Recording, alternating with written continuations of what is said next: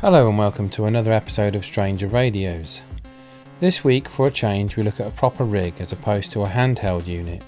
The radio this week is a superb UK-built PYE Westminster. This radio became quite popular in the 80s and 90s when many of them came out of police and other service vehicles and onto the second-hand market. You could pick these units up very cheaply for less than £10 back then, and radio rallies had many of them up for sale. I picked up this nice example of a PYE Westminster without the external control box.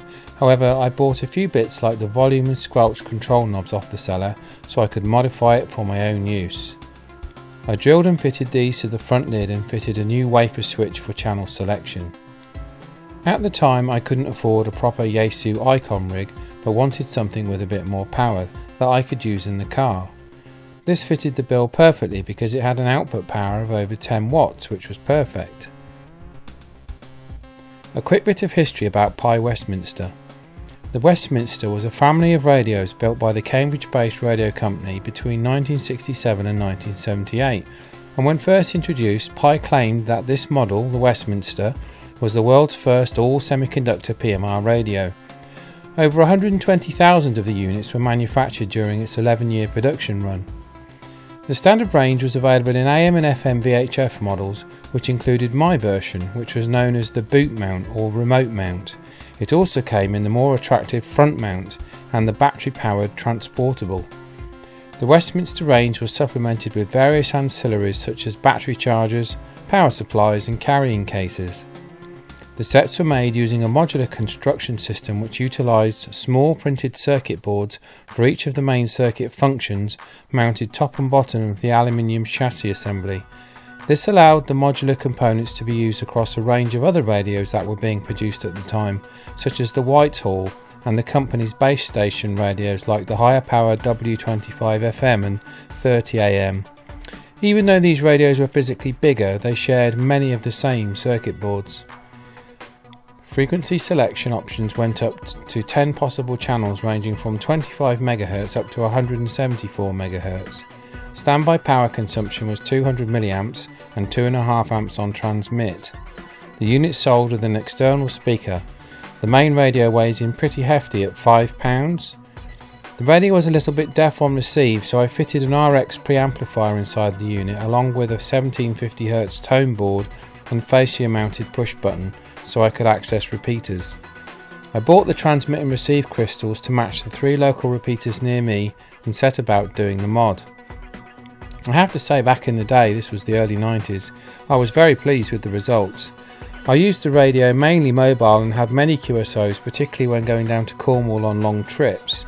It was a different time, there was a lot of activity and having that little bit of extra punch really helped me cut through. I used an old CB power mic I had lying around to pep up the audio a little whilst being careful to avoid the radio over deviating. I had many comments about how good the audio sounded, which was nice to hear. The Westminster product line was retired in 1978 and was superseded by the M200 Olympic series of AM and FM radios. PYE radios can still be picked up quite cheaply second hand, although as time goes on they are getting harder to find. Right, let's power the radio up and check out the receive. The first thing that I noticed was the front pots were quite dirty. I tried to clean them up, but I think that they were quite worn. I remember them being bad back when I first did the radio, and I'm guessing the intervening 25 years sat in the attic hasn't helped much with that. So I found another old potentiometer of a similar vintage and stuck that in. That seemed to do the trick. Right, let's get it out on the power meter. Right, we're on the 20 watt scale. It should be around about the 10 watt mark. Let's try. Yeah, just over 10 watts. Well, that's good. Anything over 10 watts and I'm happy. A bit more could be tweaked out of it, I am sure, but that's good enough for me. Let's have a listen to it on the SDR. I'm going to test the audio at 3 levels, high, medium and low on the dial of the microphone. Audio test of the PYE Westminster into the dummy load using the PAMA power mic set at power level 10. Power level 10, the quick brown fox jumped over the lazy dog.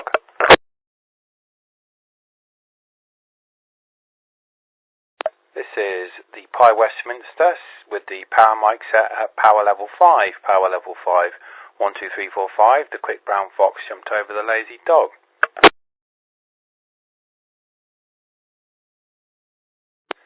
This is the PYE Westminster with the power mic level set at power level 3. Power level 3. 1, 2, 3, 4, 5. 5, 4, 3, 2, 1.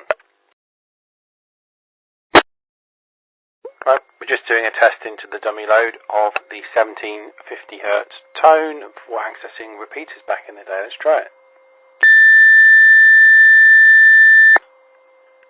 We can see that's definitely working. I'll try it one more time. This was an add-in board that I stuck inside the radio, so let's try it one more time.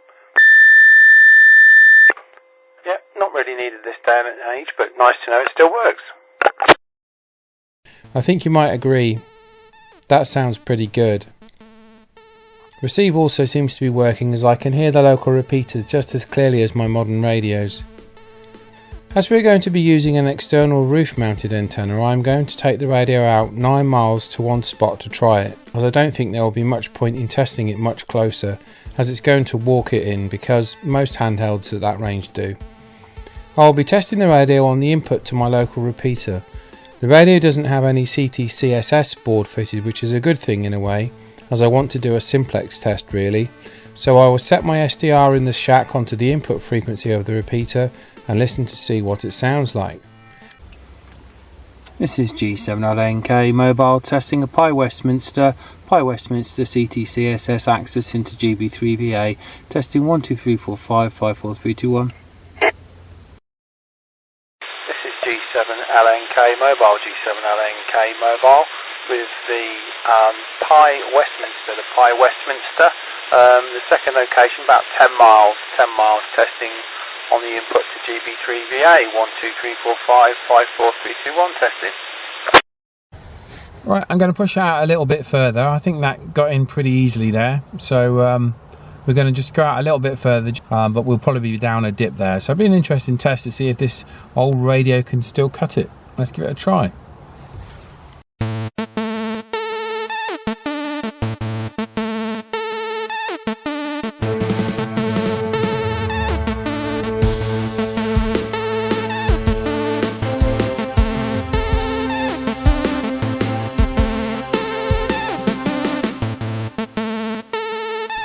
Right, we've moved locations. We're about another 3 miles as the crow flies away. But looking at the elevation on here, get that in a bit better light. You see the little graph down the bottom. I'm at the start of the graph, so there's a big hill in the way, you see, between there and base being at the far end where it says clipboard.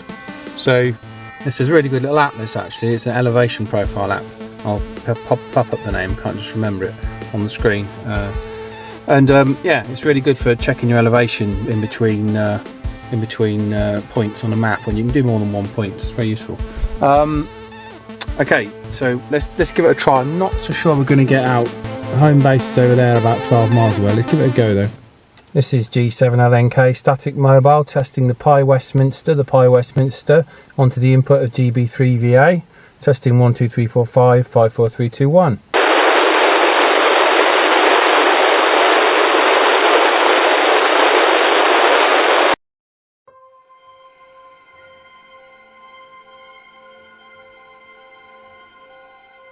Pretty impressed with that old radio. It's not done too bad, has it really? Really pleased with the performance. So anyway, with that, I think we'll wrap that test up. That's definitely been a successful test. If you have been, thank you ever so much for watching. If you haven't already subscribed, please subscribe for more videos if you want to see more videos like this. And if you've liked this video, just drop a little like in down below. It really helps me if you could do that. Right, we'll move on to doing something a bit different next time, I think, maybe. Lots and lots of stuff coming up on the channel, so keep them peeled anyway. Have a fun day, and we'll catch you on the next one. Cheers.